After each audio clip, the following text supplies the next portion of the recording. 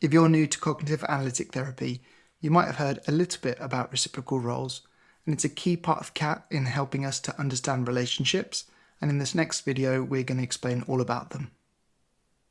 So hi Dawn, really great that we get a chance to do this consultation today. I'm just wondering, have you had much experience of CAT before at all? Not really.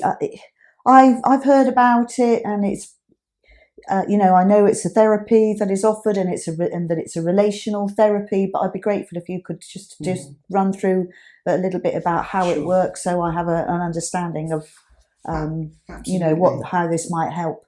Yeah. So in terms of CAT, what the best way to describe it is we're going to be looking at something called reciprocal roles today, and it's a bit of a fancy word to describe something that will hopefully make a lot of sense once we kind of look at an example together. That's okay. Okay. So in CAT we also do a lot of drawing and mapping, so I'm going to do that as we go along, and that'll just help share the understanding of it. Is that all right? Yeah. Okay. Yeah. So when I'm thinking about reciprocal roles, it describes the relationships that occur between people. So often we talk about the other to self relationship, the self to other relationship, and the self to self relationship. And those are quite abstract concepts in some ways.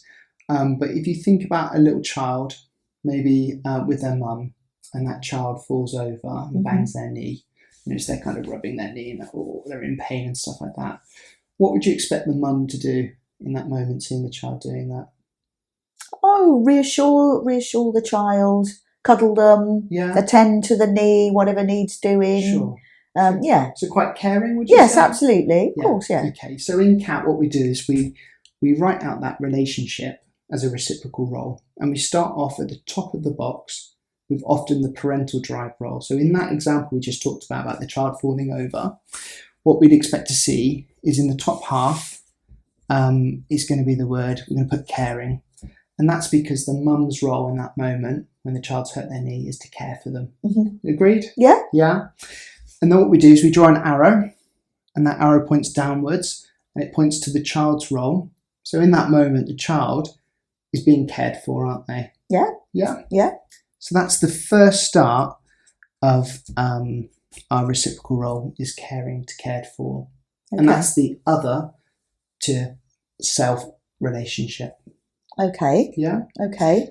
So the other to self, as in other to self. Yes. Okay. Yeah. Okay. So this child, it goes off to school the next day. His knee's on the mend, and he's with his friend, and his friend falls over and hurts his knee. Right. Okay. Yeah.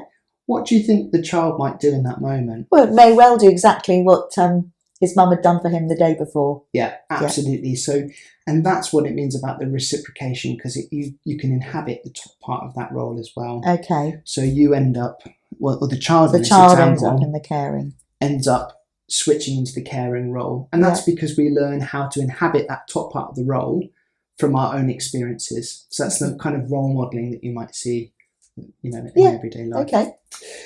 So that's the main part of reciprocal, but there's a third relationship that we're going to think about. So this child has had a really unfortunate week. So he's on his way home from school now. He's hurt his knee. His friend's hurt his knee. Yeah. He's on his way home. He falls over and hurts his other knee. But this time there's absolutely nobody around. What do you think he might do? Oh. Well, he might remember what his mum did and think about what she did and give his knee a little rub. Yeah, he might rub it better himself. Yeah, kind of he might. Dust himself off. He might. Tell him, you'll be all right, or you'll get home okay. Yeah. Yeah. And that is a really nice example of how we internalize those roles. And that's the self-to-self relationship that we think about in CAT therapy as well. Okay. And so in CAT, what we do is we draw a box around here, and this means the reciprocal role. And just to represent the self-to-self, we have the additional part of the role there. Yeah. That all makes sense? Yeah, it certainly does, yeah. So when we're doing this consultation, we'll need to think about what are the potential reciprocal roles occurring between you and the other team that we're talking about. So that's obviously an example of a really positive reciprocal role. But what happens if we change some of those words? So perhaps if we maybe went for I don't know, criticising to criticised. Mm-hmm. Can you imagine how that might work? Yeah. I mean, obviously, in the same kind of vein, if you've been in the criticised place, you're going to be learning how to criticise. Yeah, absolutely. Yeah. So you might be more critical of others. Yeah. But also, there's also the self-relationship there, isn't it? Yeah, you may be critical of yourself. Exactly. So you might be overly critical of yourself all the time. Yeah. Because that's your learning experience. That's what's been modelled for you as well. Mm-hmm. Okay. So yeah, we're going to be using this a lot when we're thinking about the interactions between you and the team that you're talking about. Okay. The way I tend to do it is I might write down a few keywords as you're talking. Okay. Yeah. And they're not going to look like this to begin with. No. They'll just be kind of, key things that you're talking about, themes that are coming up. And we might then, over the time, just see what reciprocal roles we can draw from them. Yeah. And start to maybe map something together. Okay. We hope you found that helpful. And if you liked it, why don't you sign up today to learn with Cognitive Analytic Therapy Oxfordshire to find out how you can use CAT in your practice through our introductory course for healthcare professionals. We look forward to seeing you there.